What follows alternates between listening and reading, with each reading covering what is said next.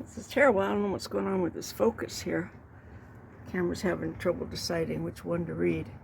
So here's some tea bags out here. This one is ready to go. And I'm going to take you over to the bath. This is part of the labor intensive. This really should be dry before I throw it into the bath. I'm going to walk over there now. Some of the papers that I've been dyeing with the tea bags are here now, drying. They've had a baking soda bath, and something really interesting happens while they're in the process. It's this light color too after the water hits it, which doesn't permeate completely.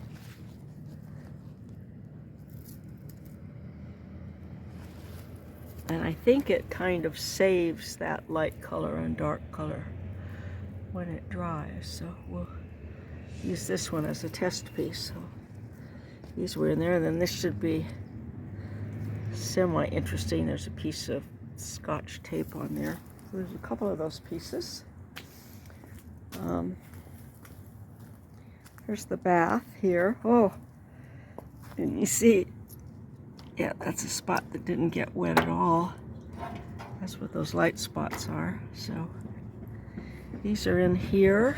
And then that one we just looked at is going to be the last one. Whoop.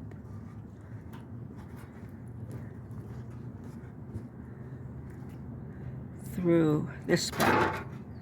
This water, as you can, this paper, as you can see, is real fragile. It's a wood pulp paper, and that's fine for this kind of stuff because we're using it for mixed media later. So here's a whole bunch of them that are drying and blowing away in the wind. So just to mention, labor intensive. Here's one of the little booklets. So as you can see, if you've ever dropped a book in the bathtub or the swimming pool or in a flood, we have to keep turning the pages gently to get it to dry. And these are also a wood pulp page. I got them for that reason, because they take the color and they also take the sprays really well for doing imaginative mixed media journal type stuff. This is probably just terrible. I see I've got a shadow on my phone. I don't know if I have the shadow on these.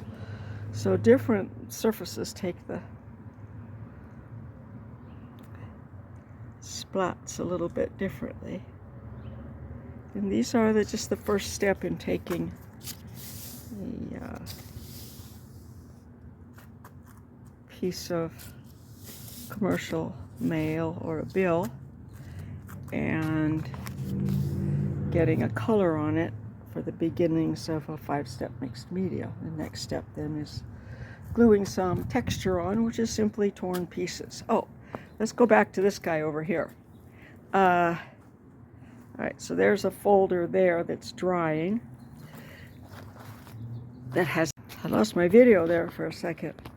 Unless I didn't videotape any of that. That's something usual. So anyway, here's one folder that's drying for a flip book.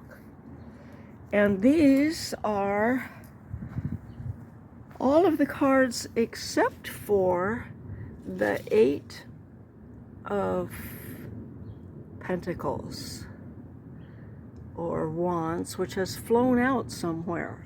But this is to show that I didn't do the aces, but I have all 52 of the cards now for this full deck challenge. I've got all of their step 1 done, which is getting some kind of a color on here, getting something that's the same element in all 52 cards. So I've done that, and I'm quite pleased. I've gotten all of them done before I've gone through card number 7 of the swords. So anyway, there's the full deck challenge, step A. I guess I should just make this as a separate video since I kept turning it off by accident. So these have all had a tea bag or two dropped on them and dried and then bathed today in baking soda. So they are now ready to take the cues or the prompts for the cards for the rest of the year. So step 1 done.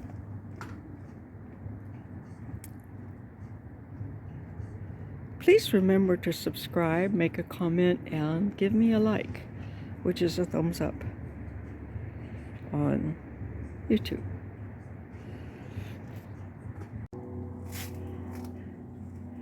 And we've got all these ones drying here.